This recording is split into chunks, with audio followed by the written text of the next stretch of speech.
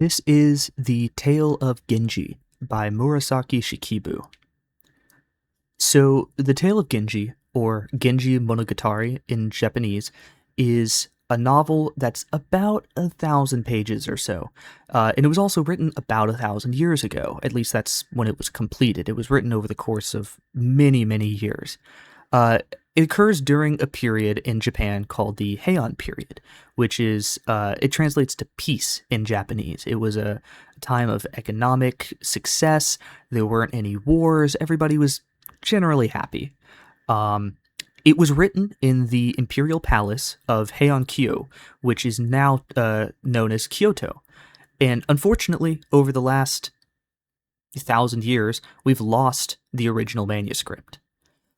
So the Heian period in Japan was the last era of classical Japan.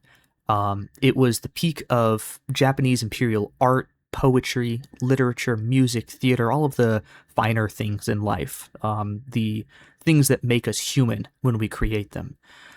It uses a lot of difficult, old-sounding, dated, archaic language and beautiful, eloquent poetry, which makes it a masterpiece unto itself and why it was so well received, but also it makes it a difficult thing to study.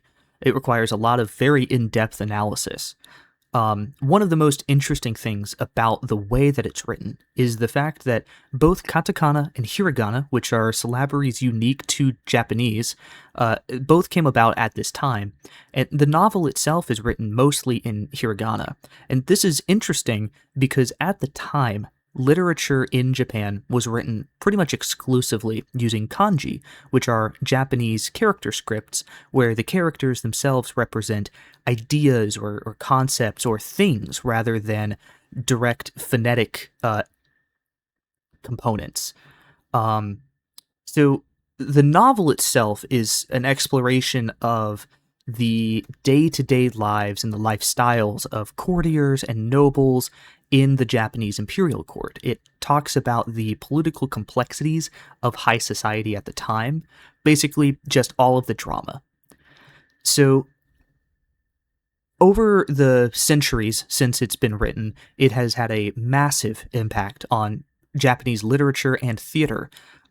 There were multiple plays written about it. There have been beautiful tapestries woven and gorgeous scrolls that have been painted.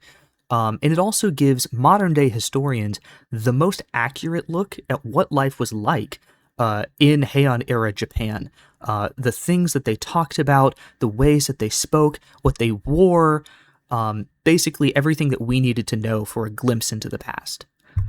So the author, Murasaki Shikibu, believed that the value of a novel is not just the words written on a page that tell a story or tell a narrative. It's about the experiences. It's the lived realities that an author is able to put into a work of text that turns it into art. So the idea of the main theme of the whole novel is a concept known as mono no aware. The central pillar is the idea of impermanence.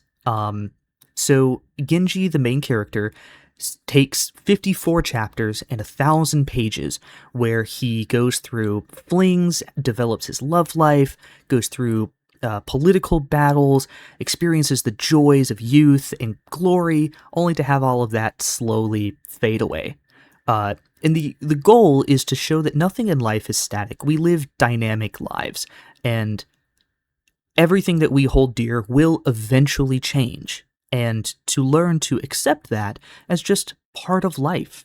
And that rings as true today as it did 1,000 years ago in Japan, and will continue to ring true for the entirety of human history. These are some of the sources that I used for the presentation. I hope that this has been an educational exploration of the Tale of Genji.